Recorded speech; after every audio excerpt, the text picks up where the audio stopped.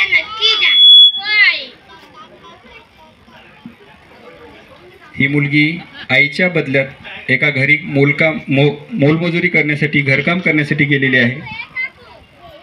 मी आली. अगं ममता, केव्हापासून मी तुझीच वाट पाहत होती. घरात खूप कामं पडली आहेत. खरंच तू खूप छान काम करते. झाडू मारून घे आधी, नंतर लाद्या पुस. हो काकू, मी करते.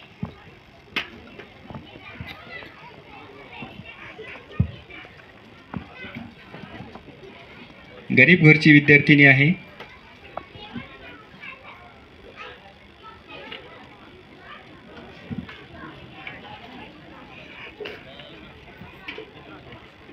हातावर पोट आहे. घरातील सर्व कामे झाले. आता मी निघते, नाहीतर कॉलेजला जायला उशीर होईल. ज्या बाळाला कॉलेजला जायला उशीर होईल.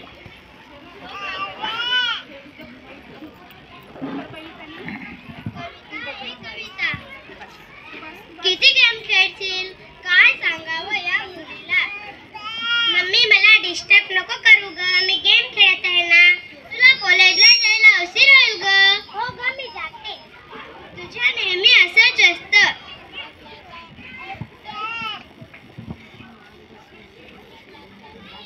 हाय फ्रेंड्स, तुम्ही कसे आहात? आम्ही छान आहोत. हाय फ्रेंड्स, मी ममता. तुम्ही माझ्याशी मैत्री कराल का? फ्रेंड्स, तुम्हाला माहित आहे का की ही कोण? आमच्या घराची कामवाली आहे. माझ्या फ्रेंड तुझ्याशी फ्रेंडशिप करते का? तुझी लायकी तरी आहे का एवढ्या दुसऱ्यांच्या घरातले भांडे घासणे, फरची पुसणे हे तुझ्या नशिबात आहे. हट गरीब कुठली.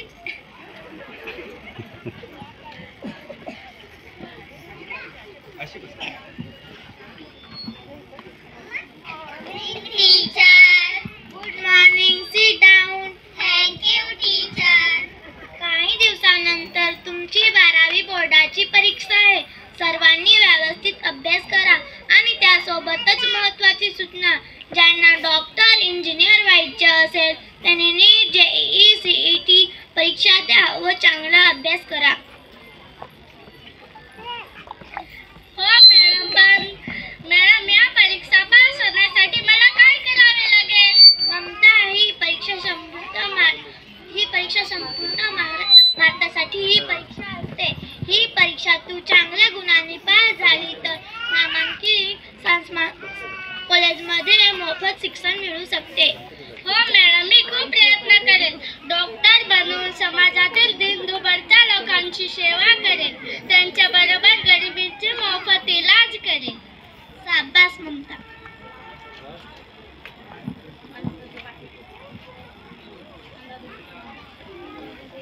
काय झालं? आज एवढी उदास का दिसते? आपण गरीब आहात म्हणून समाज आपल्याला काही म्हणाल का ग? आपण पोटासाठी, शिक्षणासाठी दुसऱ्यांच्या घरी जाऊन काम करतो, पोट भरतो, कुटुंब चालवतो. हे काय चुकीचं आहे का ग? तसं नसतं का ममता?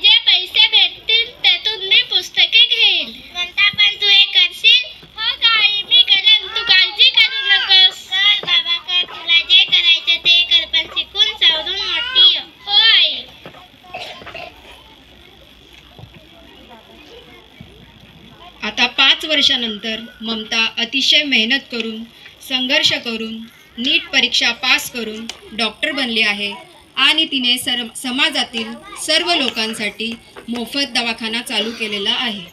आता पुढे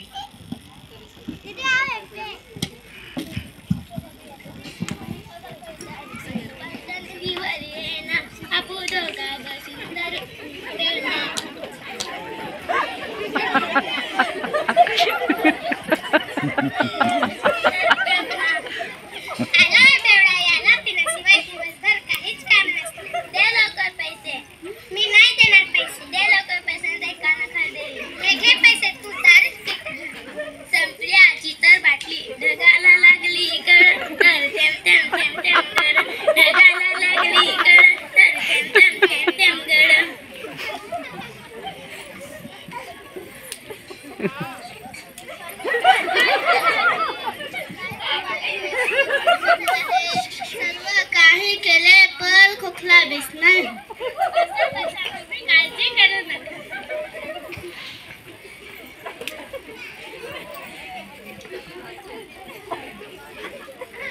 हे गोळ्या तुम्ही सकाळ दुपार संध्याकाळ घ्या. तुम्ही लवकरात बरे व्हाल. डॉक्टर माझ्या बाळाला तपास बघा ना, त्याला काय झालं. कविता तू मी ममता आपण एकाच शाळेत शिकायचं. हो ग ममता, पण तू आधी माझ्या बाळाला तपास.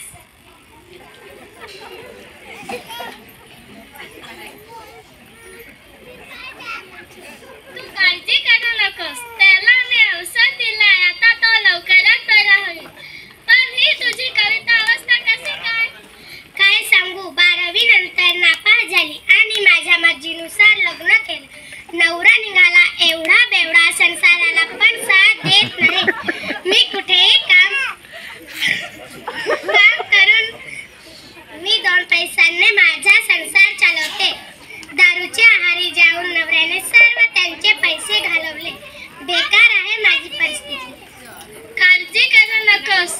जे आपण शिक्षण घेतो ते कधीच वाया जात नाही. तू 12वी पर्यंत शिक्षण घेतलंस ना.